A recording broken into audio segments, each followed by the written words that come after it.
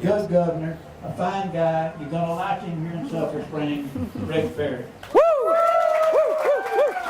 Hey, I heard you whacked your right wing. Yeah, Me too. I got mine all done up in a thing. Mr. Ralph Hall, ladies and gentlemen, a great American. I'll get in the foxhole with him any day. Yes. We had about 434 more like him in Congress. Everything would be good in Washington, D.C. I know that for a fact. Ralph is right about one thing, is that he and my daddy were great and good friends. As a matter of fact, I called Dad before I just got here and shared with him I was going to be on the stage with him. He said to tell you, howdy, Ralph. We came here every summer. The first 300-acre piece of land that my daddy rented back in the 1950s, a Mr. A.W. Adams from Sulphur Springs, Texas, owned.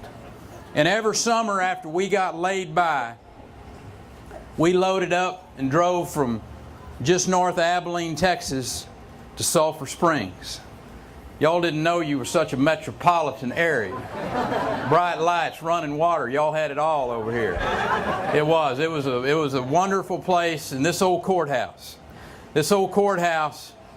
that is a great reminder of what freedom and liberty and justice is all about, was here in those days, it's here today. These are the reminders for all of us about what we're doing here today. Saying thank you. Thank you to men and women who have sacrificed greatly to come to the defense of our freedoms. Some paying the ultimate sacrifice so that we could be here on this beautiful July evening celebrating our freedoms. It's good to be with people who understand that the shenanigans that are going on in Washington, D.C., these misguided attempts at social engineering, the threats to our freedom, the threats to our finances, the threat to our children's future, I hope and pray will be futile, that they will not be successful, because Americans have stood up to that type of issue and said no.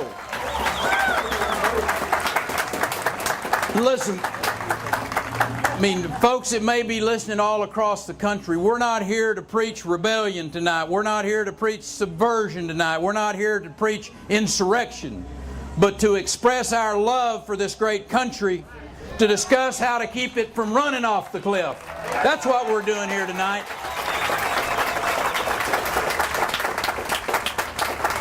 We're part of a growing effort, a growing movement, if you will, across this country. Sensible people from every race and creed and political persuasion, who just cannot abide the ongoing assault on our values that made our nation great, the freedoms that have set us apart. Being here this evening proves something to me. It proves that you understand the importance of liberty, but you also love this country so much that you're willing to take a stand for it. Raise your voice in defense of those freedoms. Are there some patriots out there tonight? Let me hear you. If you love your country, let me hear you say it.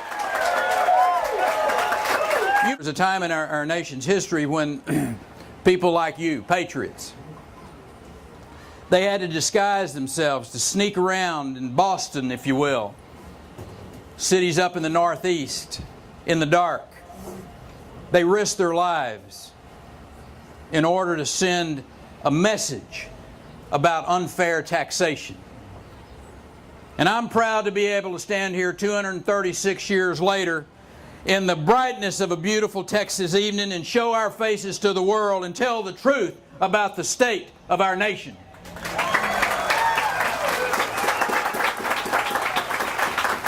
And you know what? And I'm not telling anybody anything they don't know. The times are tough in America.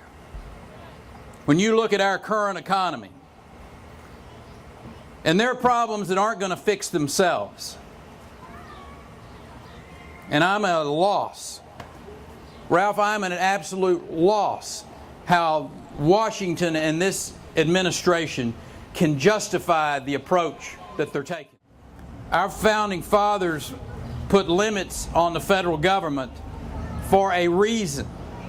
There is a reason that the Constitution has the clear constraints. They understood what happens when government goes unchecked. Those limits that are so clearly laid out in the Constitution aren't slowing down those folks in Washington, D.C., though, folks. They are continuing to erode our rights, waste our tax dollars, bury the next generation under a mountain of debt. And I think it's well past time to halt this endless intrusion into our lives. Put a stop to this out-of-control spending. Restore our commitment to a shared set of values. You need a blueprint about how to run America? Look to Texas. Folks, there is a reason. Look, we got great live music, barbecue, and all that kind of good stuff, but there is a reason even above that why more Fortune 500 companies call Texas home than any other state. We're the #1 exporting state in the country for the 7th year in a row, I might add. In 2008, last year, Texas created more jobs than the other 49 states combined. It didn't happen by accident. It happened because we made some tough decisions here. Doc, in 2003, we showed up in Austin, Texas. There's a $10 billion budget deficit. And we could have taken the easy road out. We could have said, oh man, we didn't know it was going to be $10 billion. And we could have said, listen, we're going to cut some of this, but we're going to have to raise the taxes on y'all a little bit. We're going to have to raise your fees over at the vet clinic. That's not what we did. Newspapers screamed all over this country, oh, you can't cut that much government back out. You know, we'll be the laughingstock of the world. You cannot do that. I looked them in the eye, and along with some other strong conservatives in Austin, Texas, and we said, yes, we are. Because we're going to show you that we can run this state the way men and women in private business have to run their businesses every day. And we did that. We cut $10 billion out of that budget. And let me tell you what, in a short 2-year period later, we came back into Austin, Texas with an $8 billion budget surplus. It's not rocket science. Quit spending all the money. Cut the people's taxes. You want the example of what happens when you raise the taxes on people, on the businessmen? California and Michigan, yes ma'am, you got it right. You want the blueprint for how not to do it right? Look to those 2 states. They're in budget deficits. You want the blueprint about how to show America how to come out of this recession? Look to Texas.